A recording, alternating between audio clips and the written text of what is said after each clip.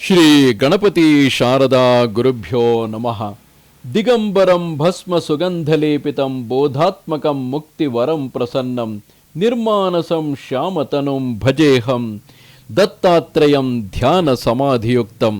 ಶ್ರೋತೃಗಳಿಗೆ ಶ್ರೀ ದತ್ತ ಭಾಗವತದ ಮೊದಲ ಭಾಗದ ಆದಿಕಾಂಡದ ಶ್ರೀ ದತ್ತ ಮಹಾತ್ಮೆಯಲ್ಲಿ ಯದು ಆಖ್ಯಾನ ಹಾಗೂ ಶ್ರೀ ದತ್ತಾತ್ರೇಯನು ಯದುವಿಗೆ ಅವಧೂತನಾಗಿ ದರ್ಶನವಿತ್ತದ್ದು ಅಲ್ಲದೆ ಅವನು ತನ್ನ 24 ಗುರುಗಳ ಕುರಿತು ಯದುವಿಗೆ ಹೇಳಿದ್ದು ಎಂಬ 17ನೆಯ ಅಧ್ಯಾಯಕ್ಕೆ ಸ್ವಾಗತ. ಸದ್ಗುರುವಾದ ದತ್ತಪ್ರಭುವು ಭಕ್ತರ ಮಹಾದ್ವಾರವೇ ಆಗಿರುವನು. ಭಕ್ತಿಗೆ ಸಹಜವಾಗಿ ತನ್ನನ್ನು ತಾನು ಅರ್ಪಿಸಿಕೊಳ್ಳುವ ಈ ಭಕ್ತವತ್ಸಲನಿಗೆ ಒಂದು ಸಲ ದತ್ತನೆಂದರೆ ಅದರ 1000 ಪಟ್ಟು ಪ್ರೀತಿಯಿಂದ ಅವರನ್ನು ಕಾಪಾಡುವ ಕರುಣಾಮಯನು. ಅಂತಹ ದತ್ತನು ದಾಸರ ದಾಸನೂ ಹೌದು.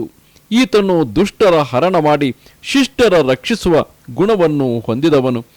ಶ್ರೀ ದತ್ತಾತ್ರೇಯನು ವಿಷ್ಣುದತ್ತ, ಕಾರ್ತವೀರ್ಯಾರ್ಜುನ, ಅಲರ್ಕ, ಆಯುರಾಜ ಮುಂತಾದ ಅನಂತ ಭಕ್ತರ ಭಕ್ತಿಗೆ ಒಲಿದು ರಕ್ಷಿಸಿದಂತೆ ಮುಂದೆ ಯದುವಿಗೆ ಒಲಿದ ಯದು ಆಖ್ಯಾನವು ಇಲ್ಲಿ ಸಾಂಗವಾಗಿ ಹೇಳಲ್ಪಟ್ಟಿದೆ.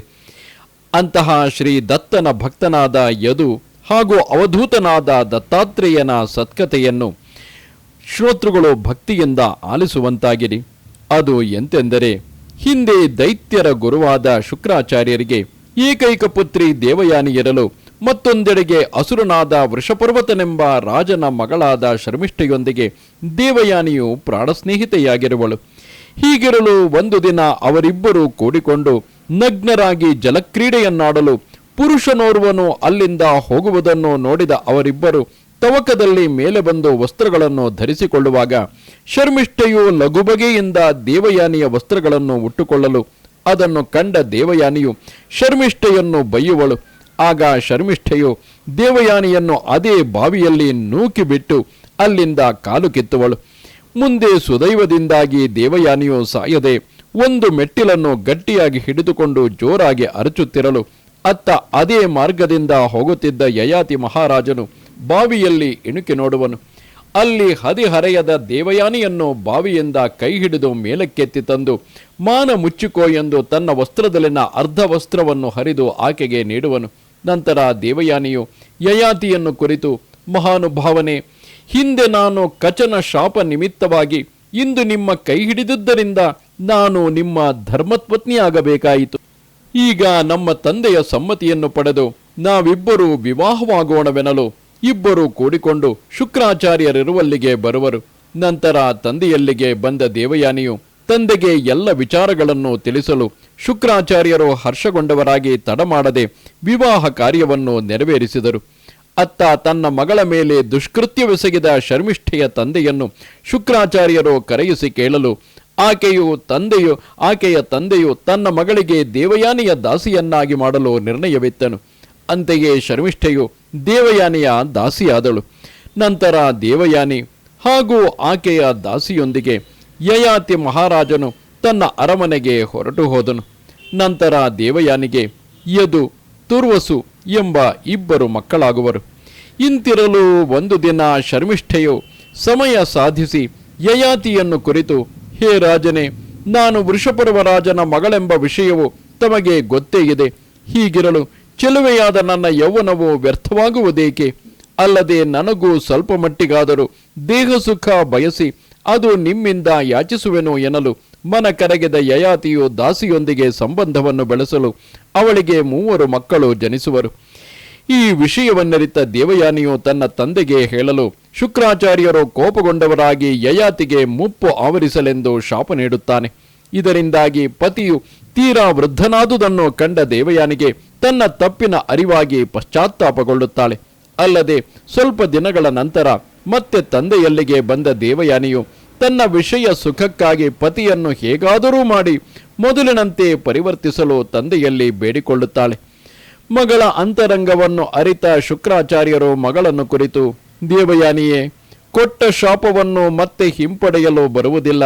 ಆದರೆ ಅದಕ್ಕೊಂದು ಪರಿಹಾರವೆಂದರೆ ನಿನ್ನ ಪತಿಯ ಮಕ್ಕಳಲ್ಲಿ ಯಾರಾದರೊಬ್ಬರು ತನ್ನ ಯೌವನವನ್ನು ದಾನವಾಗಿ ನೀಡಿದರೆ ಮಾತ್ರ ಯಯಾತಿಯನ್ನು ಮೊದಲಿನಂತೆ ಮಾಡುವೆನೆನ್ನಲು ವಿಷಯವನ್ನು ತನ್ನ ಪತಿದೇವನಿಗೆ ಅರಹುವಳು. ಆಗ ಯಯಾತಿಯು ತನ್ನ ಮಕ್ಕಳನ್ನು ಕರೆದು ಕೇಳಲು ಅವರು ಆ ಮಾತಿಗೆ ನಿರಾಕರಿಸುವರು. ನಂತರ ರಾಜನು ಶರ್ಮಿಷ್ಠೆಯ ಮಕ್ಕಳನ್ನು ಕೇಳಲು ಅವರಲ್ಲಿ 3ನೇ ಮಗನಾದ ಪುರುವು ಸಂತಸದಿಂದ ಅದಕ್ಕೆ ಒಪ್ಪುವನು. ಮುಂದೆ ಶುಕ್ರಾಚಾರ್ಯರ ಉಶಾಪದಿಂದಾಗಿ ಪುರುವಿನ ಯೌವನವು ತಂದೆಗೆ ಬರಲು ಪುರುವು ವೃದ್ಧಾಪ್ಯವನ್ನು ಸ್ವೀಕರಿಸುವನು.